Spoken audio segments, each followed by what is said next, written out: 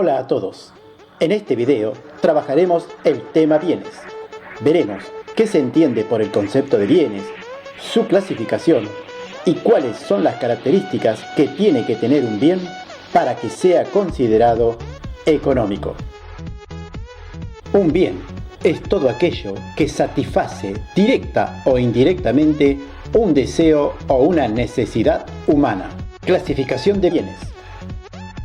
Los bienes pueden ser clasificados de acuerdo a distintos criterios, según su carácter, según su naturaleza, según su función y según su tangibilidad.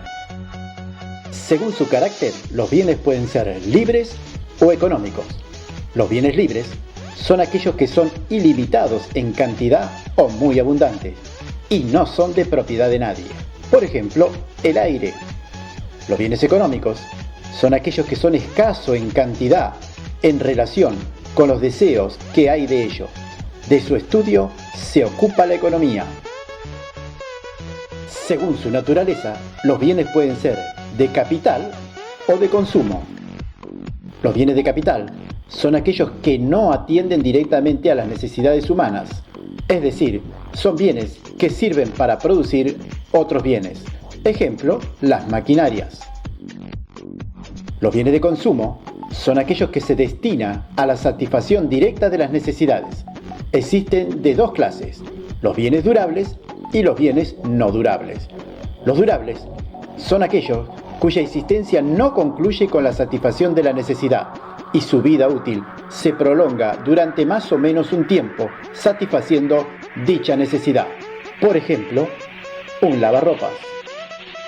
Los bienes no durables son aquellos que desaparecen una vez satisfecha la necesidad o consumo inmediato. Por ejemplo, los alimentos. Según su función, los bienes pueden clasificarse en originarios, intermedios y finales. Los bienes originarios son aquellos que nos brinda la naturaleza en el estado en que ella se encuentra. Por ejemplo, el trigo.